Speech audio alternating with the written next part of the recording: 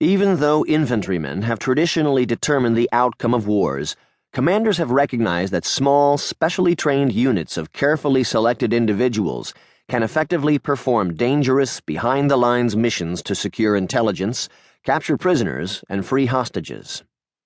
The term elites has come to refer to carefully selected individuals, usually volunteers, who undergo grueling physical and mental rites of passage. The elites gain more attention and accolades than other units. Because the American public prefers the different to the ordinary, motion pictures, television, books, and other media tend to cast their military focus not on the everyday soldiers who do the majority of the dying, but rather on individuals or units who are distinctive or extraordinary.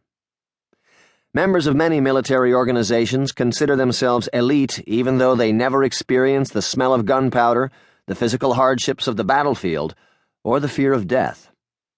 But the real measure of true military elites is their proximity to the enemy. Killing from a distance, whether from the air, the deck of a ship, or an artillery base, results in an enemy who is just as dead. But it simply is not the same as looking into the eyes of the opponent, inflicting a fatal wound, and seeing a human take his last breath as his blood pours upon the ground. Those who do the dirty work, and do it well, are the combat elites. These blood warriors are the best at what they do, and what they do is complex, dangerous, and more than a bit frightening.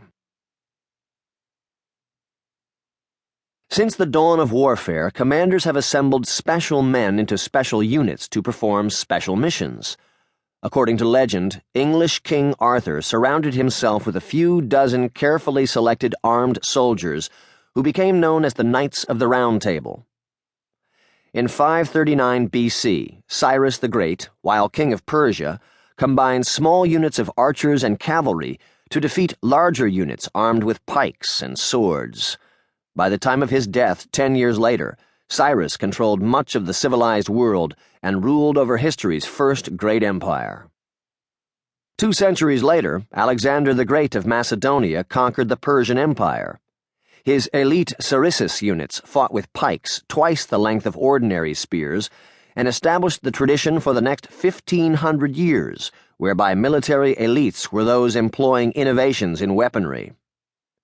Fernandez Gonzalo de Cordoba used a small elite unit of infantrymen armed with heavy, shoulder-fired muskets known as arquebuses to gain a Spanish victory over the French on April 28, 1498.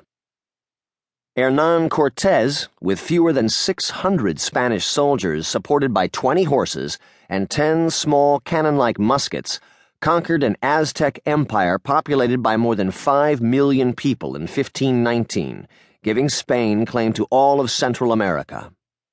In 1531, another Spaniard, Francisco Pizarro, defeated the Incas with an elite force of only 200 men. In addition to spears and swords, Pizarro's warriors carried 3 arquebuses and 20 crossbows. For a significant span of time, special units armed with the most modern weapons and equipment of the day continued to win battles. However, advances in technology and the integration of musket-armed infantrymen, artillery, and cavalry greatly changed the scope of warfare. Kings and commanders discovered that small elite forces, even when properly armed, could not survive against large, standing armies, even if the latter were poorly trained and armed. Size and numbers do make a difference. Huge armies consistently prove victorious over small forces. As the scope of warfare changed, the need for more numerous forces followed. Armies of a few thousand men could no longer decide wars with a single battle fought in an area of only a few miles where commanders could see, command, and participate in the entire fight. By the 18th century, wars were fought on multiple land and sea fronts between armies and navies of tens or even hundreds of thousands. Elite units still guarded their kings, admirals, or generals, but they played less and less of a role in the actual outcome of battles. Instead of designating a single elite knight in shining armor, a dozen special pikemen, or even a company of musketeers, the elite title expanded to entire regiments and divisions. Single ships, or fleets of vessels under command of a single captain, also began to be mentioned among the elite.